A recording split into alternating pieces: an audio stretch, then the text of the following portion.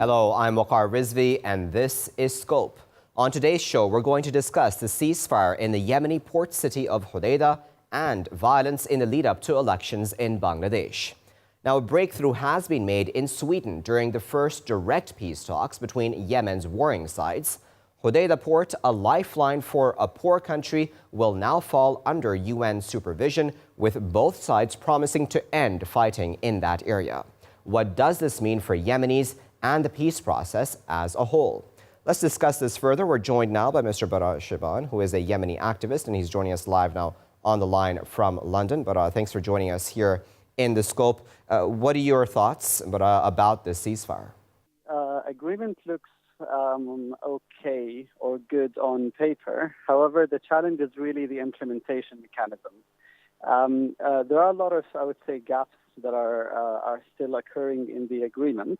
Although it does detail a clear timetable. So in Yemen, actually, we were not short of any agreements. Always the problem has been with the implementation. After all, we had a national dialogue that lasted for 10 months and came out with a clear roadmap to, from the timing of the end of the national dialogue to the supposed coming elections, but that also collapsed. So there are a lot of people who are hopeful this time that this could be something different, but it's still, there are still enormous challenges facing us ahead.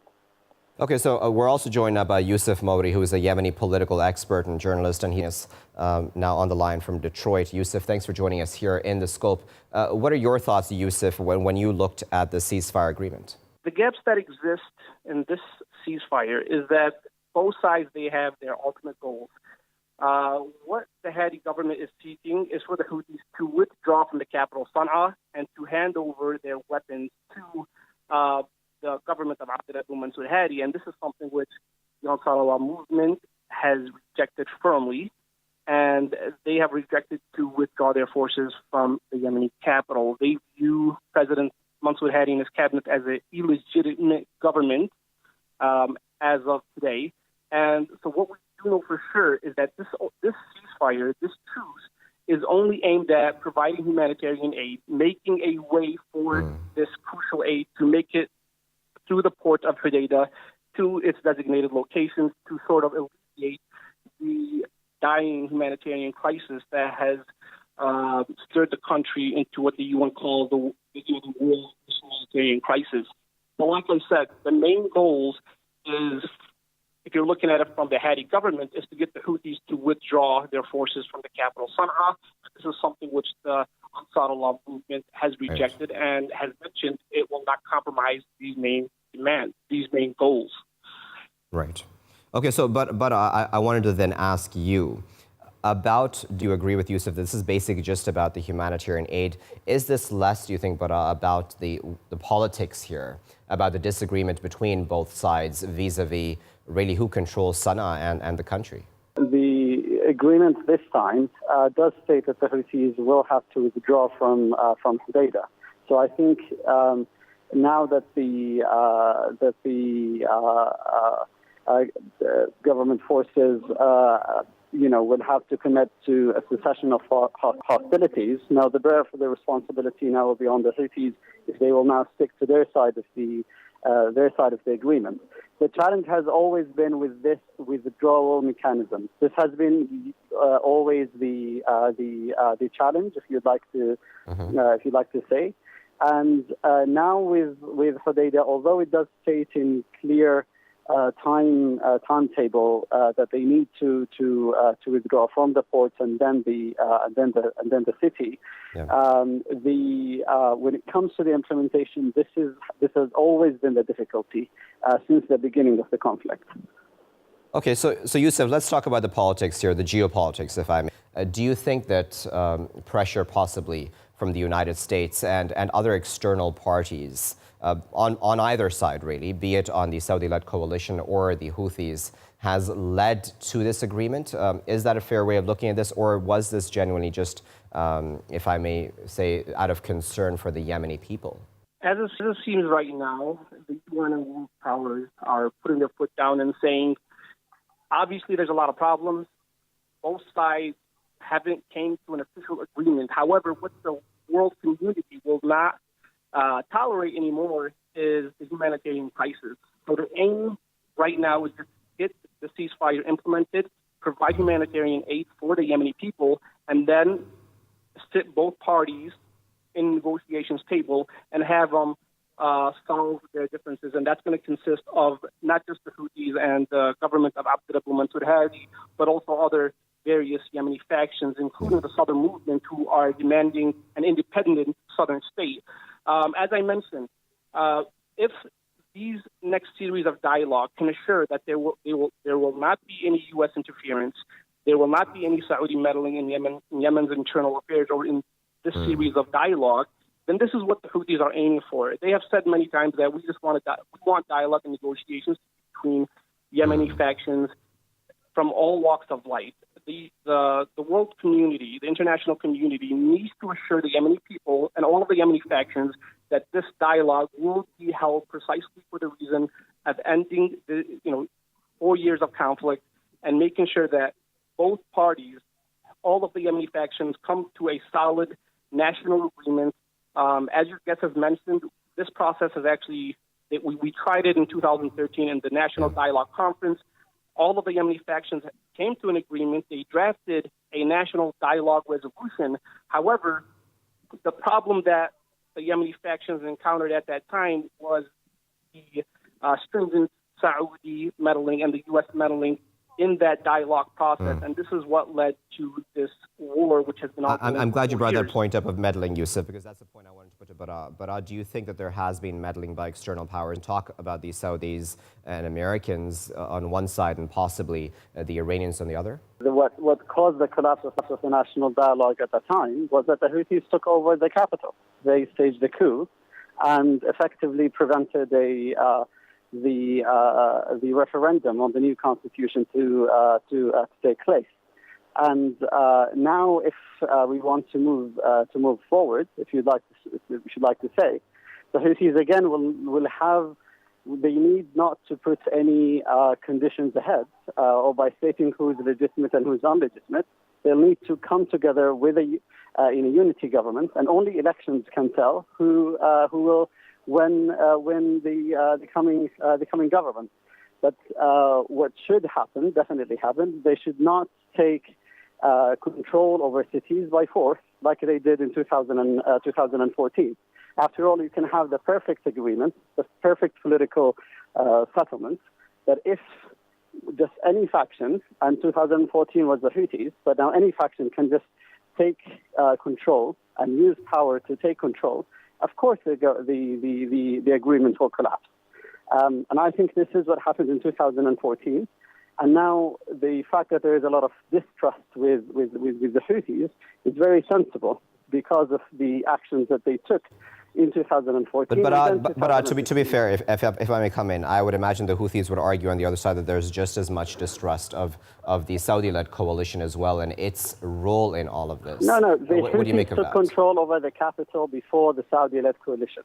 They took control and they staged the coup 6 months before the Saudi-led coalition intervened. Now, a lot of people can, of course, criticize what the Saudi-led coalition have done since 2015, but we are in a conflict for a reason, and the reason that started in 2014. Like, we cannot just ignore facts. These are facts here. Okay. And we need to move forward. I agree that we need to move forward with this agreement. And one of the ways to move forward that they should not be able to stage a coup whenever they want. Okay, very well. Yusuf, I'm wondering at this point, let's talk specifics if we can. When we talk about the U.S. right now and the U.S. pressure being put on the Saudi-led coalition, we can talk about various issues that have led up to this U.S. pressure right now. But do you think that that has played a large role in possibly bringing both parties to this table in Sweden, A, and B, possibly this agreement over Hodeidah? I would say I don't think it's so much as the U.S. pressure. I think it's world powers, all the world powers, including Europe, putting pressure on the U.S. to say, hey, obviously they're not going to come to an agreement anytime soon. But what we have to do as an international community, it's our job to make sure that people are not starving to death, which has precisely been the case for the past 3 years. Of course, as we've heard the reports, 85,000 Yemeni children have been starved to death, according to BBC reports. And this is what the international community is trying to bring an end to, along with the U.S.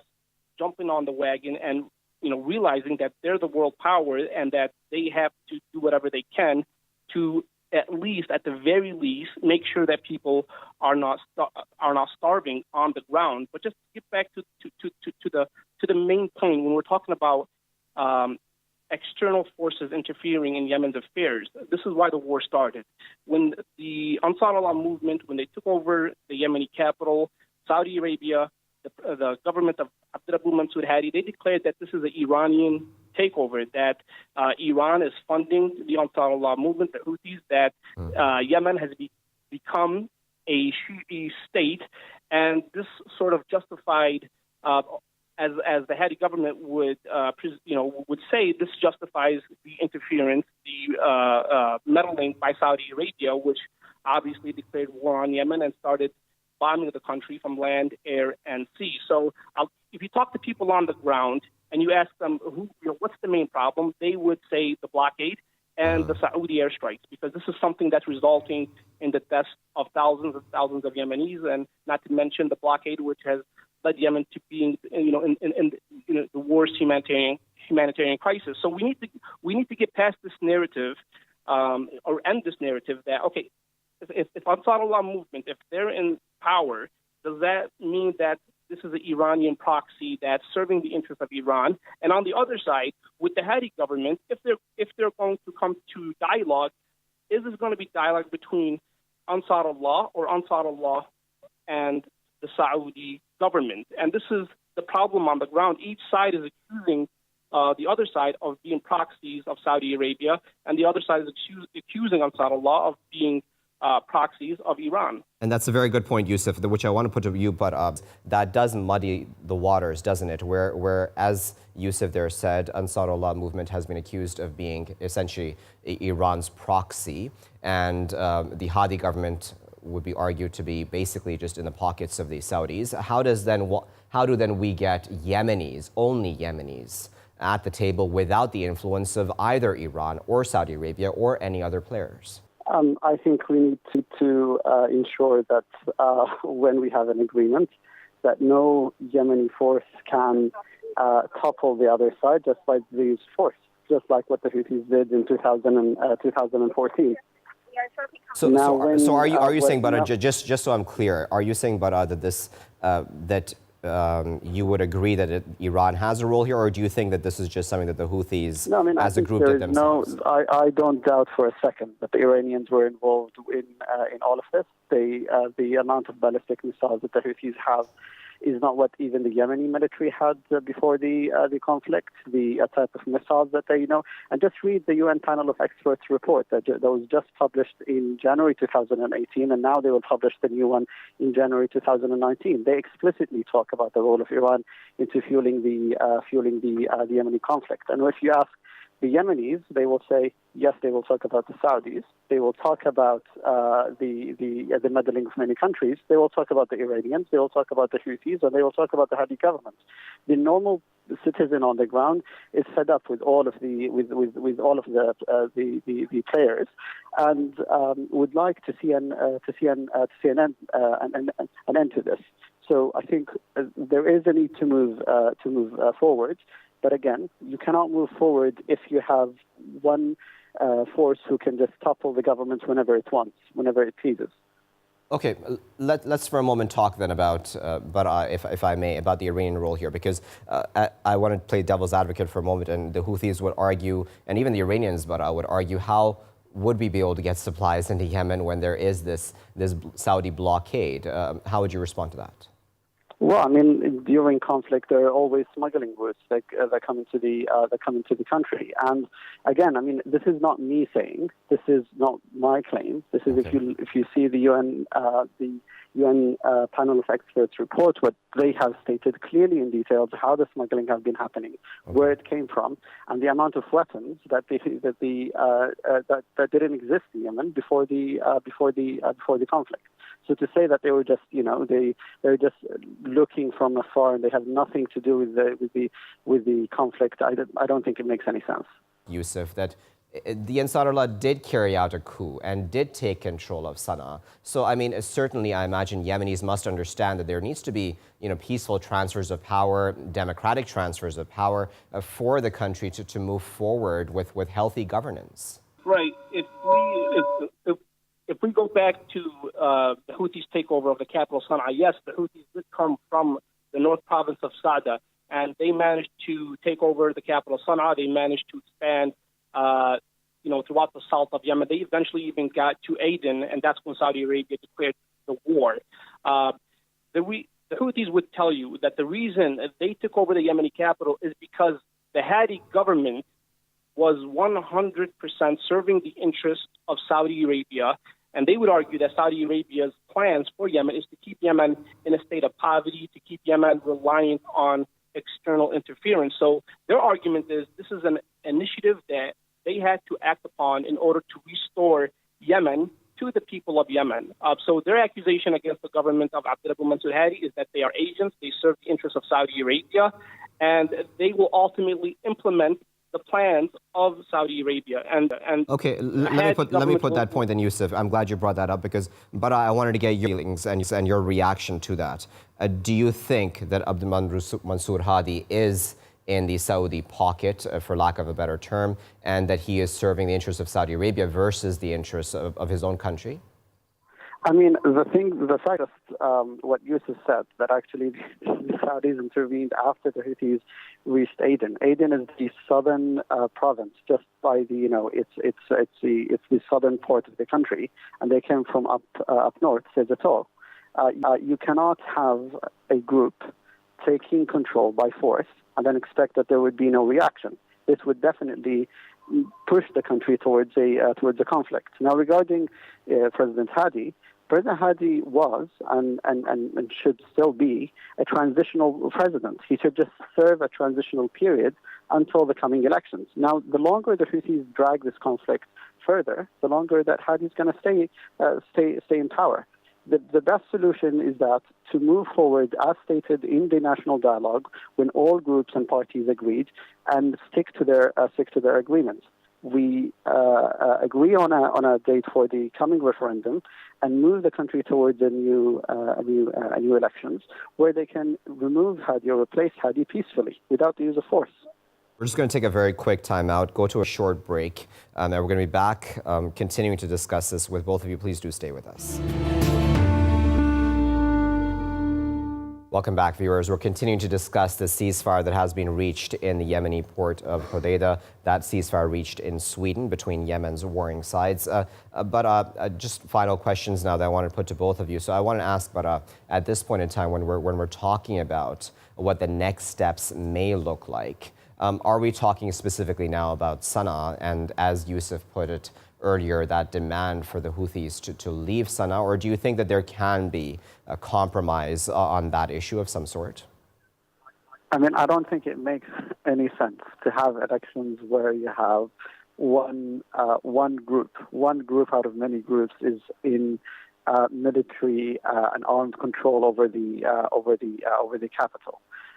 I think whenever there is a will, there is a way. When there was a desire to reach this compromise agreement in Hodeidah, the Houthis said, okay, they were willing to withdraw, and this could happen in an organized matter, even in Sana'a, and ultimately, yes, the Houthis will have to withdraw from Sana'a because Sana'a belongs to all Yemenis, not just for the Houthis. So they will need to agree that the capital is a home for everyone, and then from there, form a unity government, and then move forward to the coming elections. And Yusuf, do you agree with that? I'm glad that he mentioned this. He's basically saying that the negotiations are not going to be successful while Ansar Allah movement is still in control of Sana'a. Ansar Allah views them, if Ansar Allah movement withdraws from Sana'a, this is what they believe. They believe that this is the same as putting a gun to their head. They believe that if they relinquish power from the Yemeni capital, then Saudi Arabia, the Hadi government, and the coalition forces, this will be the perfect opportunity for them to pin them to the corner and ultimately, through through military means, to bring an end to the Ansar Allah movement. And this is why I believe, as an expert in Yemeni affairs, this is why Ansar Allah, they're not going to withdraw from the Yemeni capital, because they know this is suicide to them. They withdraw from the Yemeni capital, then you can expect forces from Aden, forces from the province of Nadib, from Taiz, along with Saudi air support to basically bombard and, ultimately aim to bring an end to the existence of the Ansar Allah Houthi movement. So, and again, this is the main problem that I mentioned before. We can't seem to get past this point, this crucial point, which will either put the country on the brink of an all-out war or sustainable peace.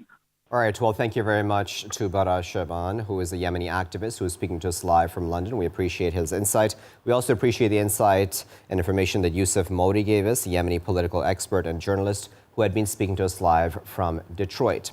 Let's now add another voice to this conversation about this very important ceasefire agreement regarding Houthi. To discuss that, we're joined now by Mr. Hussein al-Bukhaiti, who is a Yemeni journalist, and he is joining us live on the line now from Yemen itself. Hussein, thank you for joining us here in The Scope. Hussein, what do you make of this ceasefire agreement? To be honest with you, this agreement, it was good, like when it has agree especially about the ceasefire, because Hodeidah is one of the most important city in Yemen, which through its port, 85 of humanitarian aid come to Yemen is through that city. But unfortunately, that the Saudi-led coalition actually has not kept their word about the ceasefire, because since the agreement of the ceasefire was signed yesterday, several Saudi airstrike has targeted different areas in Hodeidah city, and the Saudi-backed forces south and east of Hodeidah city has kept shelling and bombarding the outskirts of Hodeidah till this moment that I'm speaking with you. I have spoken with some friends in Hodeidah. They said they haven't seen anything on the ground. And to be honest as well, what was unfortunate of this agreement, it has not pinpoint the humanitarian crisis in Yemen. It hasn't mentioned like the full reopening of Hodeidah port for humanitarian aid, to keep humanitarian aid flow into Yemen smoothly. It only focused on the withdrawal of Houthis forces from the port and the city, and this action actually could take weeks, if not months, because they have still to form some committees to go into the ground to see which area those forces should withdraw, and as well which area the Saudi-backed forces should withdraw from. So to make the humanitarian crisis in Yemen linked to some military movement here and there, I think it will actually last forever. They should have what they should have done in this agreement. They should have pinpoint the humanitarian crisis. They should actually pinpoint the reopening of Hodeidah port. Hussein, I wanted to push you on one point, because this actually saves millions of Yemeni civilians. Indeed. Hussein, you mentioned that the Saudis may be the ones violating the ceasefire, but it's interesting because, in fact, the national newspaper of the United Arab Emirates has reported that Houthi rebels, in fact, or the Houthis, I should say, attacked a village in southern Hodeidah on Thursday night. This was the Al Humayniya in Hayes district. And they're saying dozens of families had to leave that area because the Houthis attacked that area. So the Saudi-led coalition and the Hadi government would say, in fact, it's Ansar Allah that does not respect ceasefires. How do you respond to that? To be honest with you, if you see that the Houthi actually are defending the city, and the Saudi-led coalition who is attacking it.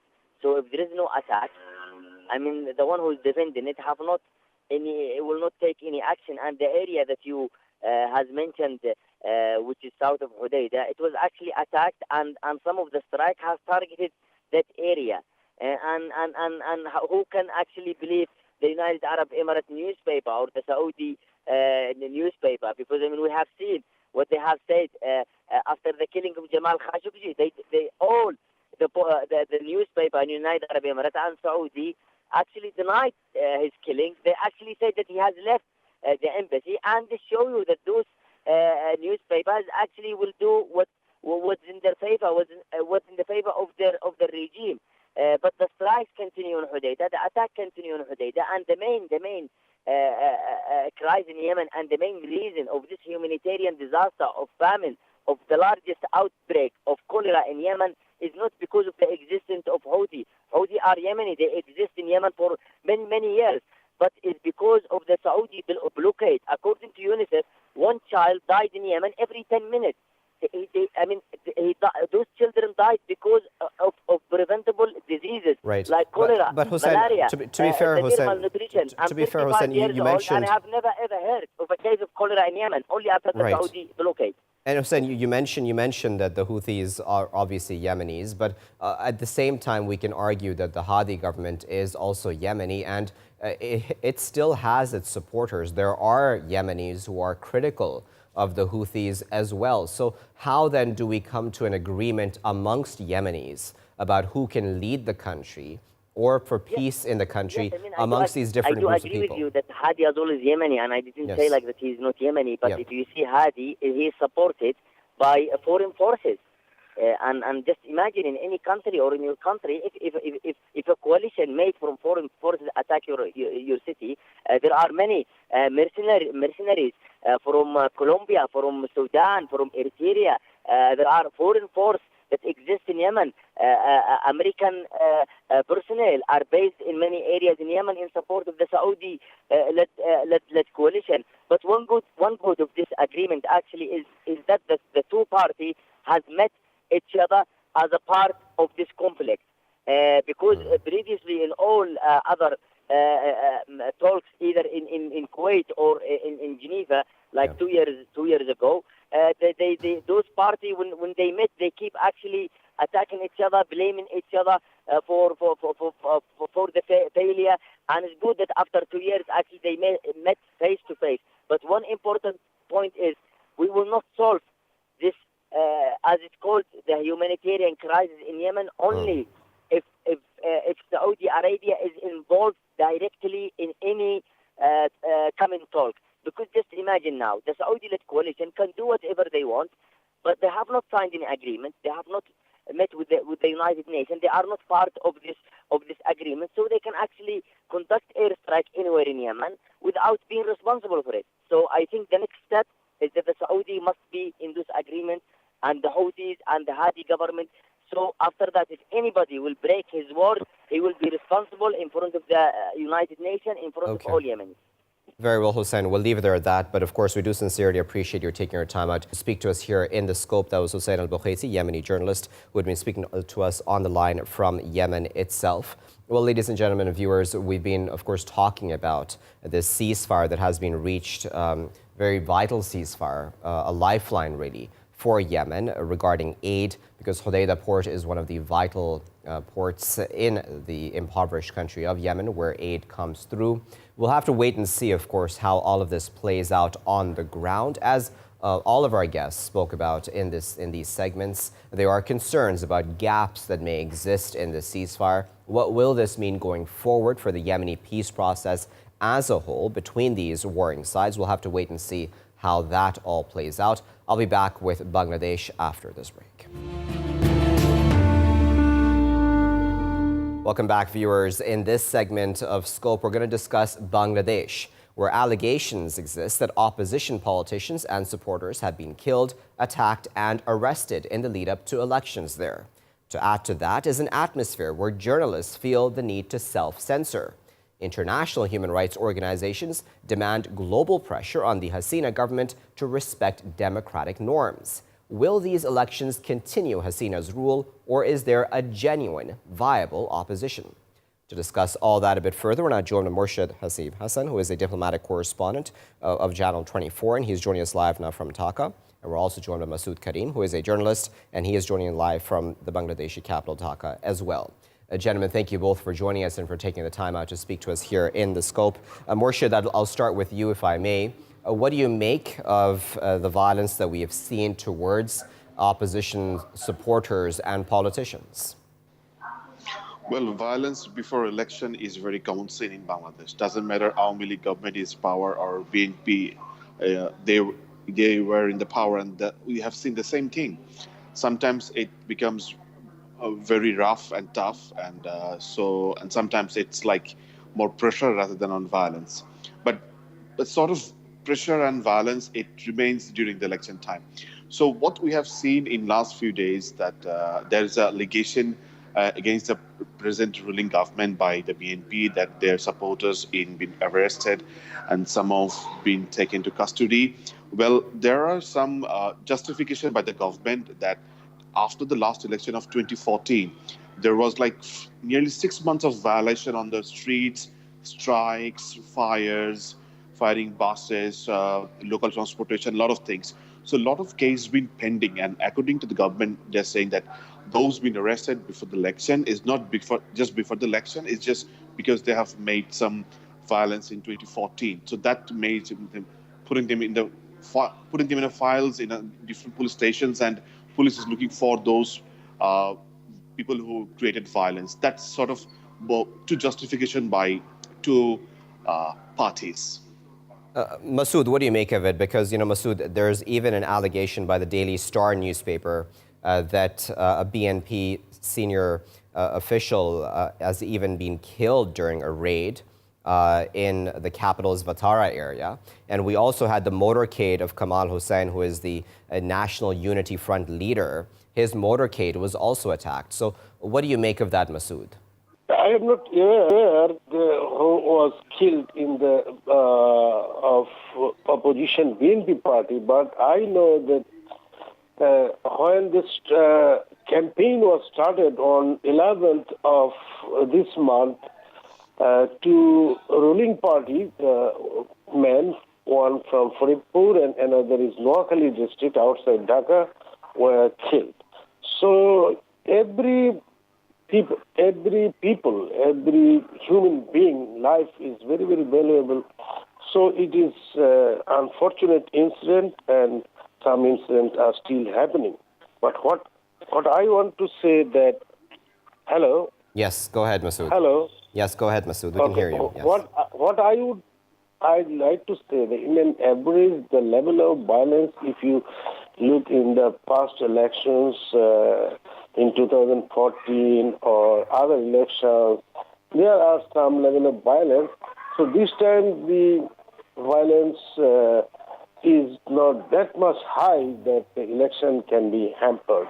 And in 24th of December, the army will be deployed everywhere in the country. And already when they started the campaign, that was the tension time because everybody went their own constituency, the both parties, the Awami League ruling and opposition BNP, they are trying to influence their way. So that was the reason. But now it is reducing that tension and reducing the level of violence. And the army will be deployed ahead of the election on 24th of December. Right. We hope it will be reduced in a minimum level. So that is the way, but you cannot go the violence-free election in Bangladesh in 2014, even one-party election where the BNP boycotted. That was a tremendous violence by BNP. So I think this time it's a historic election Bangladesh is going to be held, and this election is the first time after democracy in Bangladesh in the late 90s. This is the first time the election is going to be held under a government. It is not caretaker government, the ruling government under the sitting Prime Minister Sheikh Hasina. So it is a...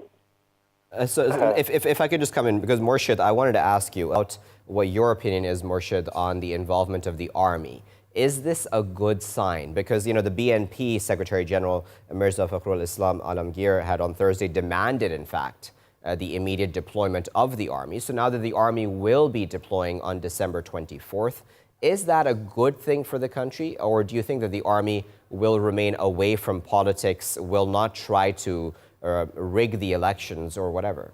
Well, that depends on how you want to see it. If you ask me as a citizen of Bangladesh, I don't feel good about it because that shows the dependency on army. Army should not be in the field of election. They should protect our nation, and they have a better responsibility rather than the election. The election should be done by the election commission. And sadly, the general people and the concept is that the election commission is not enough. The people says, it's not me.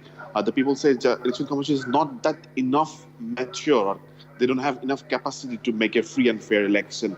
Well, when the army comes down, so when the military comes down, for the general people, they believe that people won't be able to do violence or do some rigging in the voting polls. So that shows certain dependency on army. That is unfortunate. But they have earned that respect, which the political institutions failed to earn. Do you agree with that, Masood? Do you think that the army is a respected institution in Bangladesh and that it can be trusted during these elections? And with Moshe, that the army, in every election in Bangladesh, army were deployed because of the law and order situation during their polling days and before. Army, every election, but the way of the deployment, there are some debate. Army is a regular phenomenon, the election time. The Bangladesh army has a good reputation in the UN peacekeeping operations abroad. And during Bangladesh's election and before election, they have deployed as a patrolling force. Sometimes they have given the magistracy power. This time, in 24th of December, Bangladesh is deploying army. It is very routine work, and army deployment very, very essential because of the to reduce the violence, because BNP and Awami League, the major two parties are contesting, and it is a very tough election. The both of the parties had alliances, and both of the parties had given their candidates in every constituency in the 300 constituencies across the Bangladesh. So I think the army deployment is not bad, and it is not new thing. It is not unique thing. Army deployment for peaceful election is all right. They will assist the Bangladesh's law enforcement agencies, police, and other law enforcing agencies. So it will be better, and it will reduce the level of violence during the election. Okay, so Murshid, many people would ask that with Khaleda Zia still in jail and she is not being allowed to, of course, contest these elections, Murshid, many people would say that we're going to go back to essentially one-party rule in Bangladesh, where Sheikh Hasina will win these elections and she'll be in office for a third term now. Is this real democracy? Well, it depends how you say it, because when you talk to the mass people, there were a lot of allegations against the government, and they could have been taken out from their seats. Sadly, BNP failed to make enough rally on the street on those issues. Say, for people talk about, you probably know of some bank scams, some other issues, but there are like people who still in a confused because they haven't seen the role of BNP as opposition party. Because yes, there's a pressure from the government. Obviously, that's very obvious in the third world countries like Bangladesh or Pakistan. I won't talk about India. Let's talk about some other countries. But here, people haven't found BNP as pro-people party. They are confused whether they are doing the rallies for the freedom of their political, the freedom of the chairperson of the party, like Khaleda Zia, or they're doing for something where the money is gone out of banks, or they have something for the education system, or they have something with the VAT system, the finance system, or anything that includes mass people interests. Well, that is not clear to the mass people. That's one thing. And another thing is like, when being in the government, they will definitely take the best of it. And that's very common because we haven't seen the enough maturity in both the parties.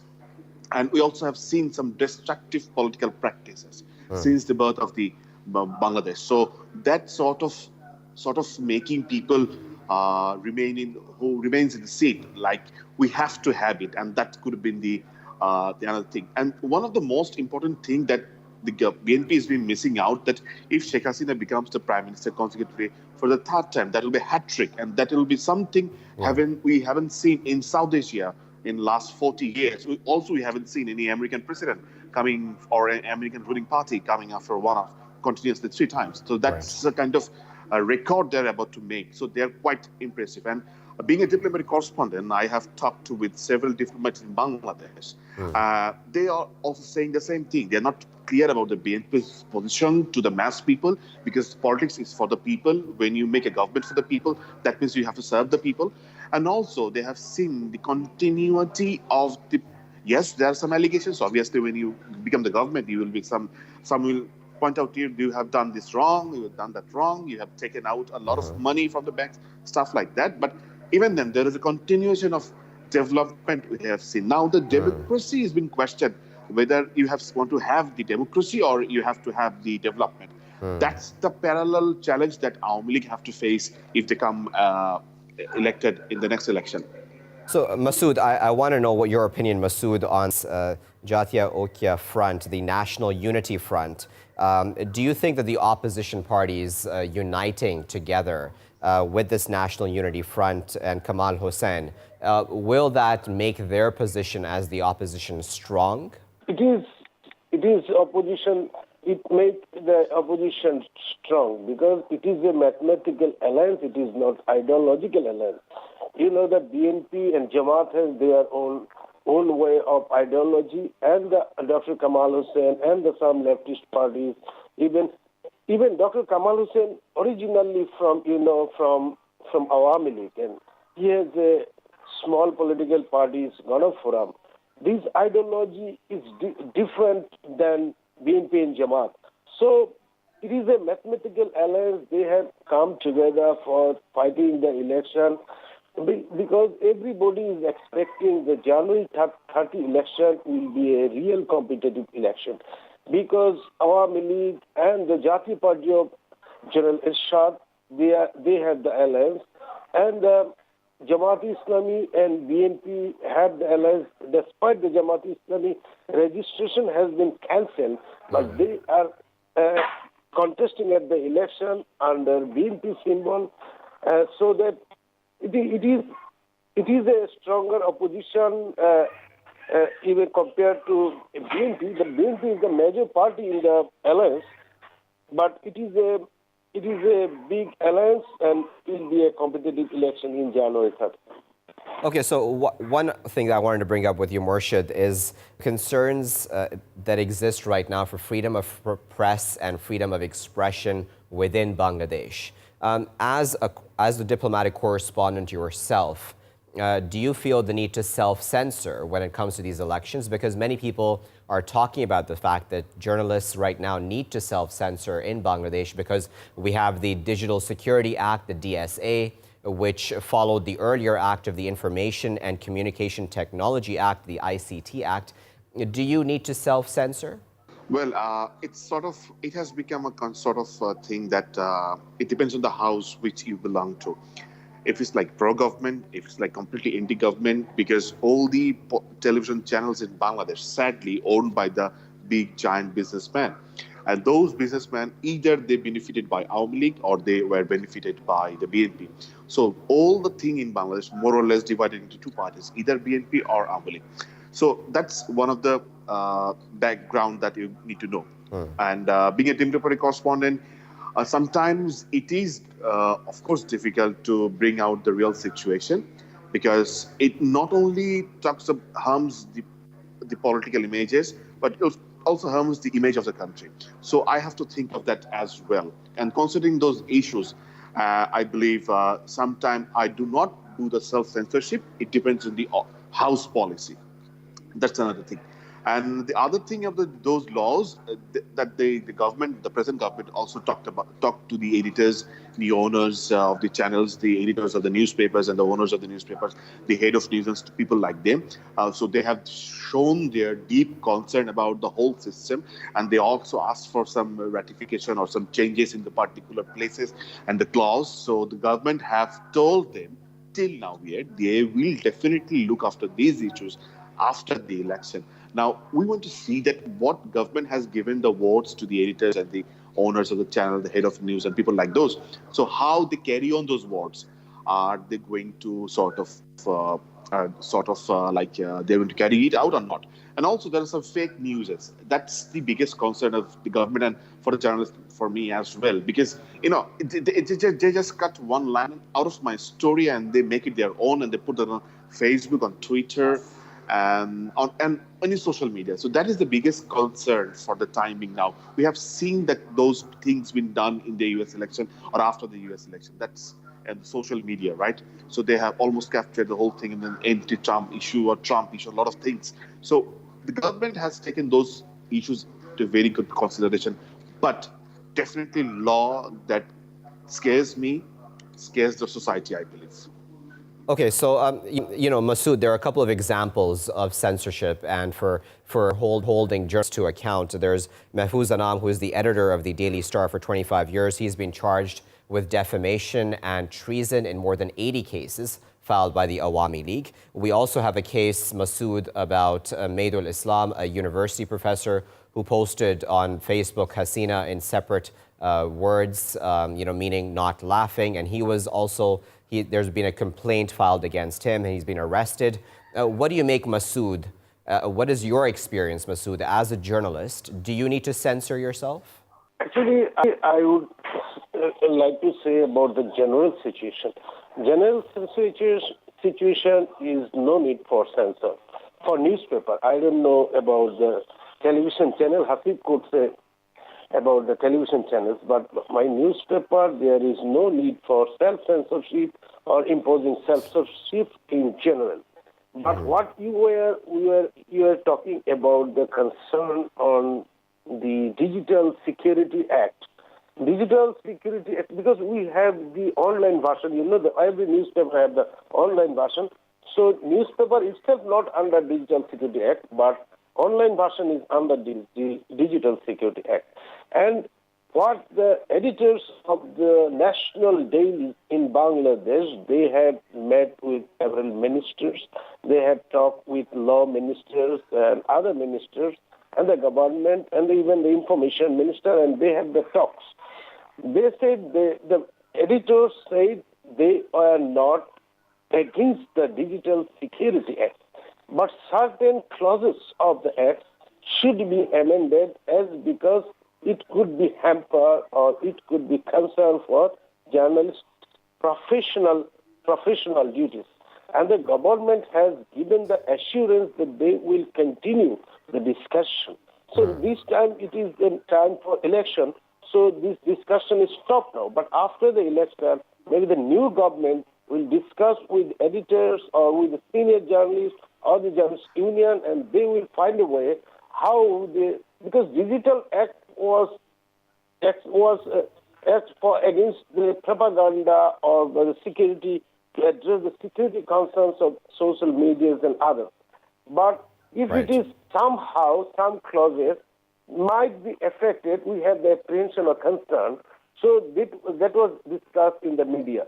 And that time the government and media people, the senior editors had discussed, including the Mahfouz Anam and others. They have discussed the matter and the government has assured that discussion will continue and they will find a way how does that hamper the freedom of expression and freedom of press. Very well, gentlemen. We'll leave it there at that. We, of course, appreciate both of your insights. This is a very important topic. We were talking there towards the end about freedom of expression. We appreciate Masood Karim, journalist, joining us live from Dhaka. And we were also joined by Morshad Hasib Hassan, diplomatic correspondent at Channel 24. And he was also speaking to us live from the capital of Bangladesh.